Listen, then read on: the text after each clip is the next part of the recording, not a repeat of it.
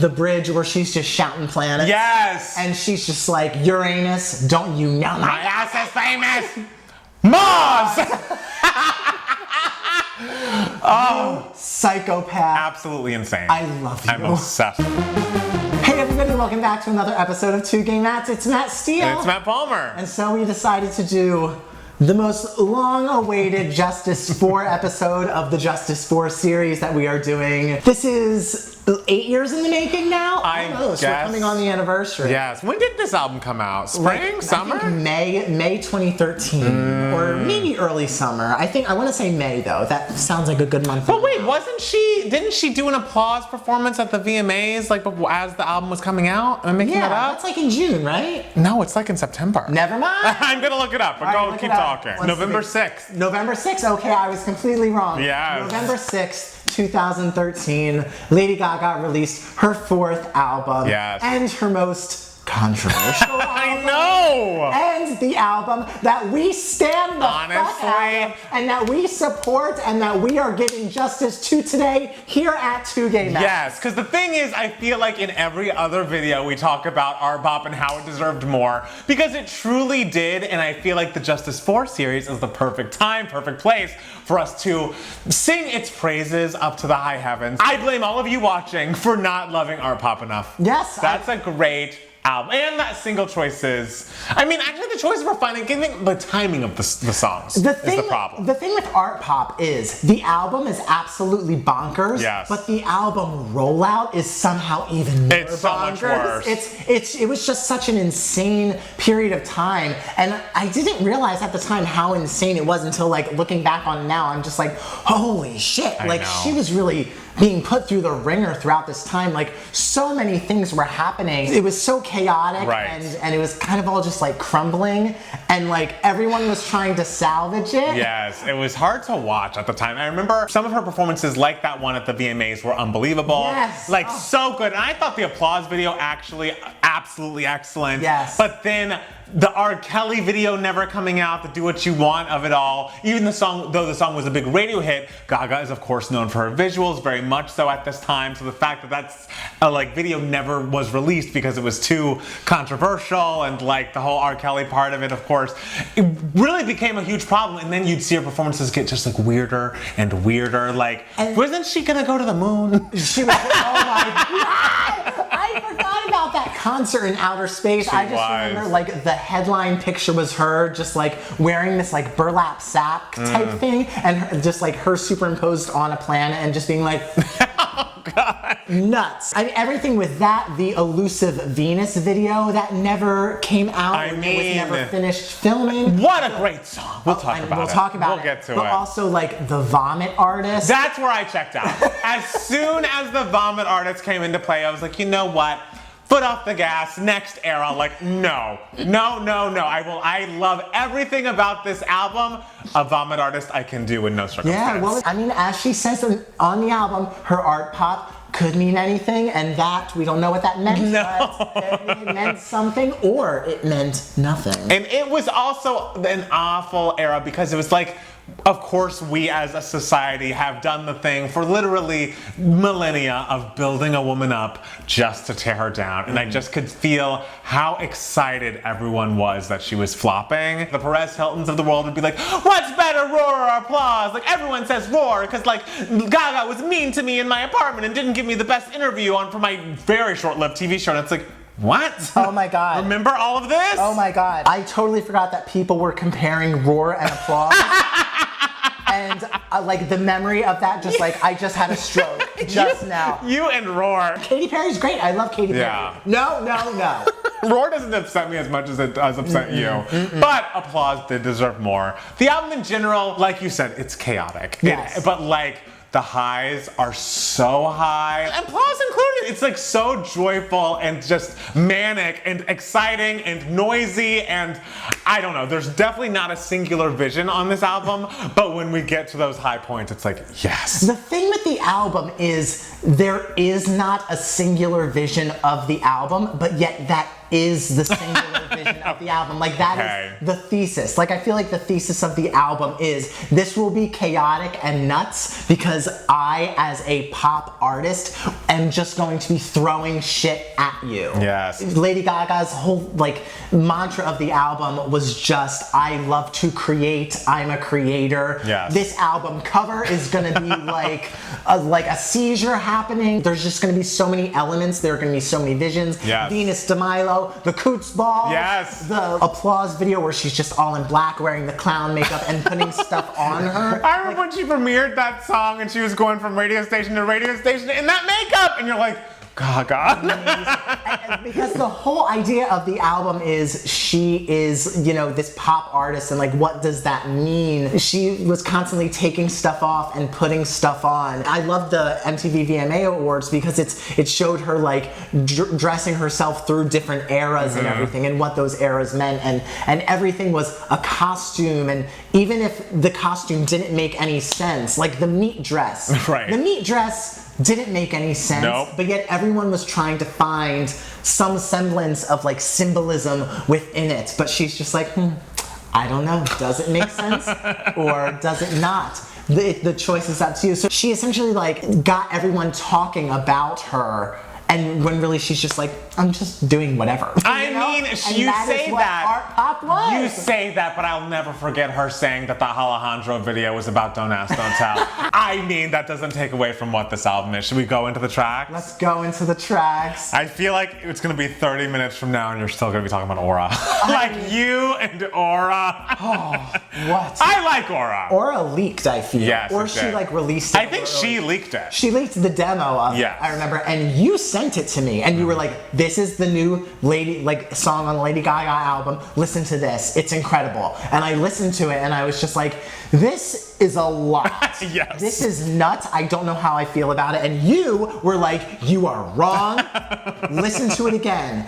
And I listened to it again, and again, and again, and it's perfect. I mean, it is excellent. It is excellent, and just what a way to open the album. Just first of all by saying, I killed my former and left her in the trunk on Highway 10. With every era, with every new appearance she makes, she kills her former self. She's always coming out of an egg.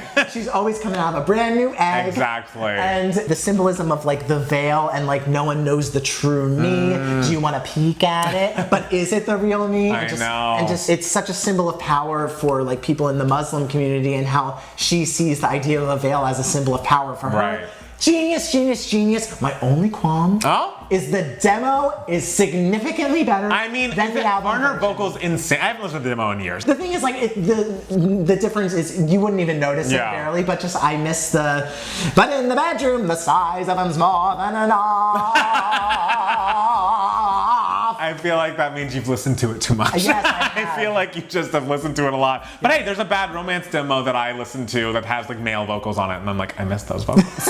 But you know what? The album version of Aura is also great. And it just, again, it starts you on like, just so you know, this is gonna be insane. Oh yeah, so like buckle the fuck up. Yes, the first song matches the album cover. Absolutely. It's just like colors and nuts and. Enigma pop star is fun. She wears burqa for fashion. Yes. I mean, that walk on your street or just shoot a gun on it. So, I hear you screaming is it because of pleasure or toil. Dance, sex, art, pop. It's like, what are you saying? Do you even know? I don't know. It doesn't but matter. I love it. I'm in. It doesn't matter, but yet it means it matters so much. Like, then, guys, Venus is the hit that never was. I remember when she was previewing this song and she put up that clip of the song that I think is the pre-chorus. There's a part of the song that I don't actually love on its own because it doesn't make sense in context. And I was like, oh, I don't know about the song. I don't know about the song. But then when you hear it all together and when you get to that chorus, and I think she produced this song herself. Like, and that's why there's so many reasons why this song should have been a single. Like, I feel like it was the next level of the like, Bad Romance, Poker Face, Judas, Venus. Like, it feels like this is the natural progression. And pause up, monsters! Like, hello! When you first hear the first verse, you're just like, this is weird. We're flying to a planet. We're singing about rocket ships. What? And then you get to like the pre-chorus. Yes. And then you get to the other pre-chorus, which is just like, take me to your plan. I love that. Take me to your leader, And it's just lead like, up. wait. And then the euphoric chorus. That is what an orgasm feels like. Like listening to that chorus is like what an orgasm feels like. It's one of her best. Set to music. It is one of her best songs. It is a complete travesty that this was not released as a single. We heard there was talk of a video being filmed. Please let us know in the comments if you have any information on whether that video was filmed or not, because we deserve to see it. Like, we need a leak of the Venus video, because that song, that chorus, needs to be heard by the world. I could talk about this song forever, so we have to go to the next song. The thing is, GUI is the I'll Be Loving You Long Time of this album, in that in any other universe, if the momentum had not completely stopped during the album cycle prior to its release, it would have been a huge hit. My God. Like that video, that song, that chorus, the fact that it's like bottoms rights. Yes. The gays would have gone up for it, but it's just the album momentum was completely gone at that point. Yeah. It was too far in the future. Like, why there was no video in between Applause and freaking GUI. But you know what? We have the song forever. We do. The song, it also still has like a sort of spacey, like space age kind of feel to it and everything. Like the greetings, humanis, God of whatever. I just love the empowerment of being the submissive person, and how you are the girl, but yet you are the guy, because you are in charge, even though you are seen as the submissive figure. Right. Just genius. As is Touch Me, please retweet. Please retweet. Please retweet. Mount your goddess. Get on top of me. It's like, what a lyric. What? Get on top of me. I mean, it's straightforward. The opening to this album, like the first, 4 tracks, so good. Is it my favorite Gaga song is really the question. Wow. Like, I am obsessed with Sex Train. Yes. It is a classic piece of music. It is Prince, it is Janelle Monáe, but it's still Gaga. I get Janet. Oh, it could be I get too. Gaga means Janet. I love her on the phone. Our love is quiet. I was thinking about you. And I was just like, it was kind of dirty. And then just like, the way that you looked at me. Help me out. It's kind of nasty. Help me out. Every part of this song is brilliant. Those choruses, the backgrounds, the back and forth of it, the talking breaks, the giggling, the sex, just all of it. All of it. It's so funky, it is so cool, it is so her, but still such a throwback. I love everything about this song. I honestly feel like Gaga should be dipping into R&B more often than she does. Like, when she does it, even on like a first album with a Paper Gangsta, I feel like it always is a successful collaboration between the pop and the R&B, or more hip-hop and sensibility. Well, she can overdo it, but she's gonna overdo it on the next track. But when it is the perfect balance, it's like, this cannot be beat. Absolutely remarkable. Sex Dreams forever. Yes. Well. See, the thing that I appreciate about Jewels and Drugs, that I appreciate about the whole album, and that I'm happy, I'm gonna say happy that Jewels and Drugs is on there, but like, I'm fine with Jewels and Drugs being on there, it is just a swing. It is a swing. She's taken the heaviest baseball bat, and she tried to hit that ball and let go of the bat, and the bat is still flying through the atmosphere. Oh my God. It is a nut song. Yes.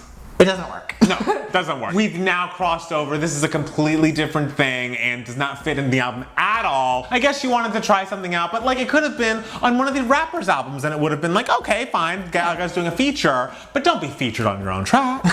Why are you the featured artist? She's barely on it. Well, I also think the thing with it is like, there are like 3 verses to it, and none of them match at all. Right. Like, it feels very much like it's 3 separate songs. So it's kind of just like, I don't really know what's happening. Yeah, where are we? But you know what?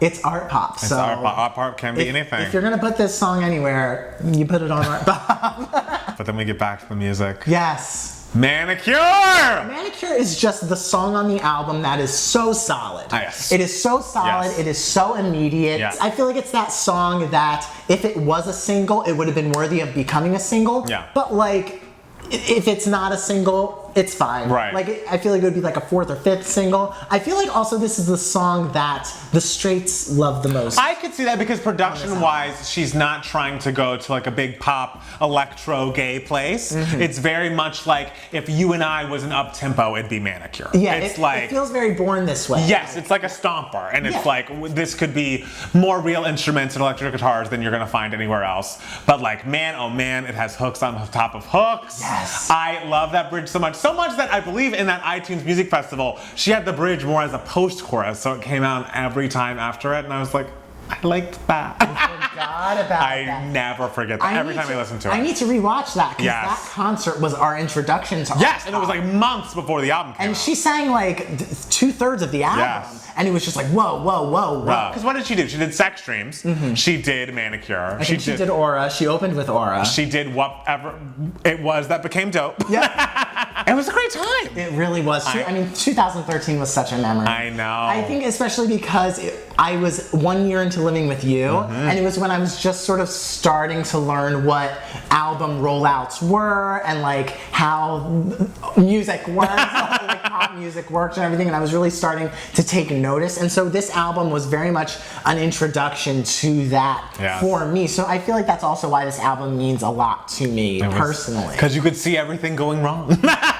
The first one you experienced. Yet, like, knowing it should be going right. Yes. Art Pop is not my favorite. Look, well, first of all, R.I.P. to... Oh, yes, Do What You Want, which I listened to the Christina version in its place. I felt like when she took this off the album, she should have replaced it with the Christina version. Well, I feel like, I would assume R. Kelly had a writing credit. That's what I was wondering. And so that is why she didn't want to put the Christina Aguilera version on there. Which I guess makes sense, but like, honestly, when you do listen to this album all the way through, and Do What You Want is not on there, like, you really miss it. You do. It's a great song. It's so good. It's such a high point. I'm wondering if he would have a writing credit because she definitely wrote a solo version of this song, which is what the version Christina sings is. And it has a whole second verse that R. Kelly is, you know, not a part of. It just is kind of in the same vein of the first verse. I don't know. If they could get him off the writing credits, I want it back on the album. Maybe there was like some sort of weird stipulation in the contract where it's just like any incarnation I get a credit for. Like, I don't know.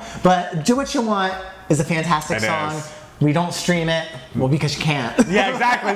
We really, really don't because it's not available to stream. And you know what R. Kelly did is so monstrous that I can understand why Lady Gaga was just like, you know what, it's not worth it to keep the song on here because what he did to, you know, those victims was just so horrible. It's not worth it. I know the song is great, but...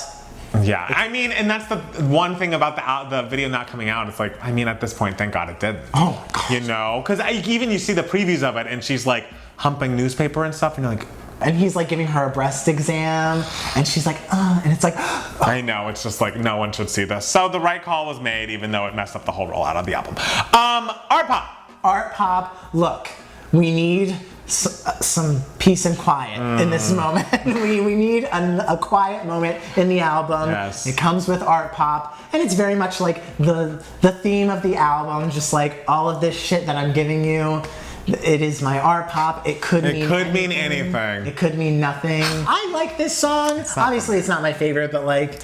I feel like it was very much inspired by Selena Gomez's Love You Like a Love Song, production-wise, which I do like. I don't know. This song just seems a little light and like airy and not in like a fun way. I don't know, it just doesn't really hit me as hard as the rest of the album. Yeah, but at this point, you need something to really hit you hard. I mean, like, point, I'm like begging for light and airy. But if she had thrown the second to last track up a little higher, I don't know, there's a way. The order of the last couple tracks is perfect. Fine, then take it off. Call the album Art Pop and take this song off. Those are the two options. Which would you prefer? Those are not the two options. Those are the two options. I've said it. Swine.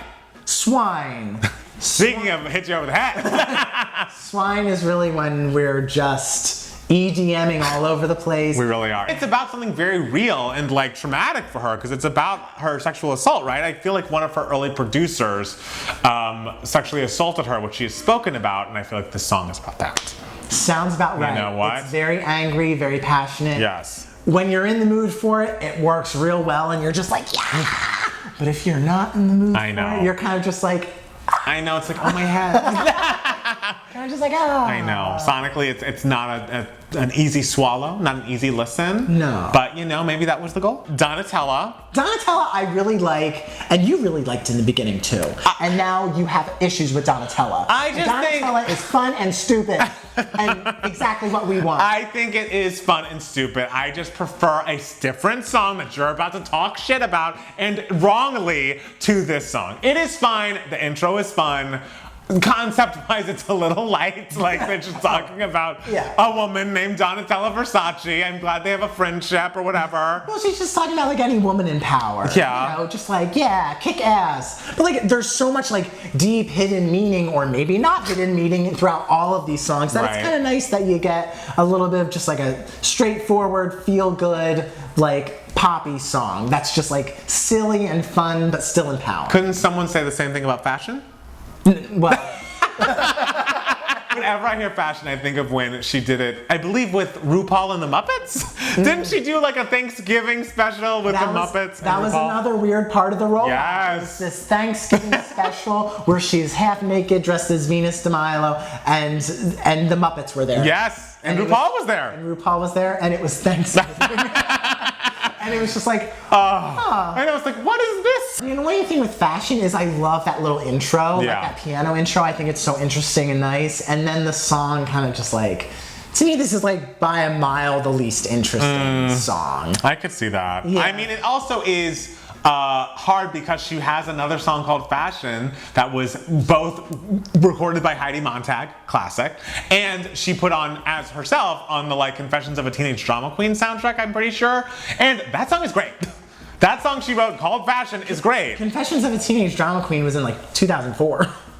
Maybe I'm getting the... I think you're thinking of a different movie. What movie was that? I don't know, but it's not Confessions. Okay, I'll look it up. I think Fashion is the weakest track on the album. Not like quality-wise, because that's Jewels and Drugs. But I think in terms of like, oh, this is not keeping my interest. Okay, Confessions of a Shopaholic. Confessions of a Shopaholic. That is what it was. Yeah, I mean, Fashion, Jewels and Drugs, Swine Donatella. Don't say Donatella. Those are all in my lower section. Mary Jane Holland. I love it. It's so noisy. It doesn't make any sense. That chorus is lovely. I see. The thing is, like, I like the concept of this song, but just melodically, it doesn't stick with me as much as like a Donatella. Oh, disagree. I think the verses on this Mary Jane Holland is what brings it down. But the pre-chorus and the chorus, I think, are lovely and fun and singable. Okay. Yeah. And I get why it's at this point on the album, because she's kind of like going a little crazy. She's doing drugs in Europe or whatever, and she's just like sort of sinking into a lower and lower place. And after a whole album of crazy, it kind of feels like, yeah, this song is appropriate in this spot of the album, because I kind of feel like I'm going crazy, and I have been going crazy for a while. Yes. So it totally works, like sequence-wise. It's just not. It doesn't really move me. It moves me. I like sorry. Justice for Mary Jane Holland. I'm sorry, Gaga. You know. There's dope. There's dope. Justice for dope. What, the vocal, I remember that was the first thing that I got. Well, do you remember when it came out as a pre-release single and it was like her face with like a giant mouth? That's all I think about when I think about I didn't think about it until just now, and I was like, I remember seeing that picture and hearing her being like, that's all, that's all, and then being like, what is happening? I was so lost. It's excellent. Oh my God.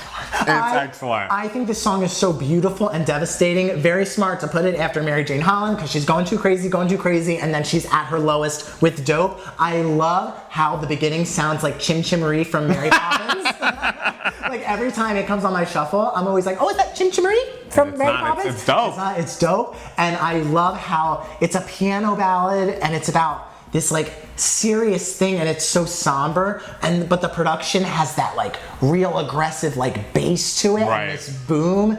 And it's just so devastating how it's just like, I am at my lowest point, and if you leave me, I don't know what I'll do. So she sang the song at the iTunes special before the album came out with completely different lyrics. I think it was called I Wanna Be With You. Yes. And it was just like, oh, this is nice and everything. Right. But just kind of like lyrics were very basic personally for me. And apparently she played it for her label and they were obsessed with it because they were like, oh, Adele's a big thing now. This is a ballad. And it's, you know, very relatable to people. So this should be a single. And it's like, Gaga hated that. It was like, let me make this song insane and see how much you like it. Yes. The fact that like the label would want to ever, or the fact that anyone would want to compare Lady Gaga to Adele, I know, who are both completely different artists, brilliant in their own respect, but like I feel like even like Adele would be like, why would you want to sing a song like me? Like you're Lady Gaga. Yeah, it's a different thing. It's a different thing, and it's just so crazy. I'm so happy that they made the lyric changes. I know. Because it's just so much more impactful. It's so much more specific. It's so much more personal. I love this song. It's a great song. Much. It went number 8 because it was like an ad, right? Yeah. And where she was dressed like a truck driver, and she was at the piano, and I just remember her being like, oh. Oh my gosh. Like making noises in the beginning. Well, I assume it went to number 8 the pre-release week, right? Because yes. Okay. Yeah, but I remember it was like playing before every video or something on I don't YouTube remember or that. something. Yeah, and so it went like number 8 without even being a single. I would say it's like top 2 tracks on the album for me. Whoa. Whoa. I would say it's in my top 2. Let me see. What are you putting above? Sex Dream or Venus or both? I forgot about Aura. I would say my. Oh, but I do love G Word as well. I don't know. I just know I love so many of these songs so much, and Dope is among the ones that I love the most. All right, and I respect that. Thank you for your respect. You're welcome. It's respect first here at 2 Gay Maps. Speaking of respect, we get to our second to last track, the penultimate. It's called G Word. The word has become a slur since the album came out, so we can't say it. But you know, the song's great. I just love the trajectory of like Mary Jane Holland into Dope, into like the lowest of the low, and then G Word really just brings us out of it, and it adds such levity and hope and joy and just acceptance of your life. It's the closest we get to Edge of Glory on the album. I know, it's such a we're doing Edge of Glory again, which like it doesn't reach Edge of Glory because Edge of Glory. What does? Edge of Glory is. I mean, Gaga classic. I say it comes pretty darn close. It's a great one. It's excellent. I always misheard one of the lyrics. I always thought, I don't want to be alone forever, but I can't be denied. I always thought that was the lyric. Oh, no. And so I thought she was saying like, you know, I don't want to be alone forever. I want to settle down to like, I can't deny who I am as this person, but it's I can be tonight. Yeah. I don't know if that works as well as my lyric.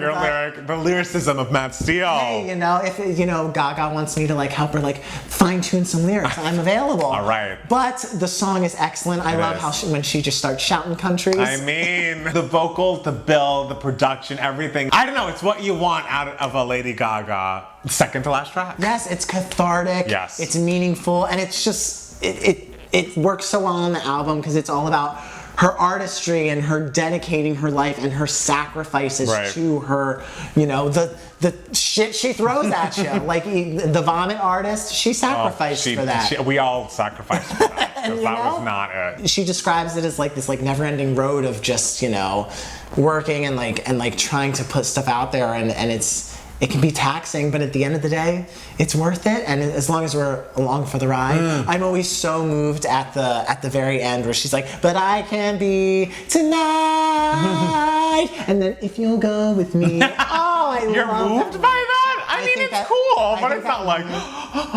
I think that moment's beautiful because it feels like she's, you know, someone's either talking to her or she's talking to someone and just like inviting that person on the journey, or she's inviting us on the journey. I think it's beautiful. Like that.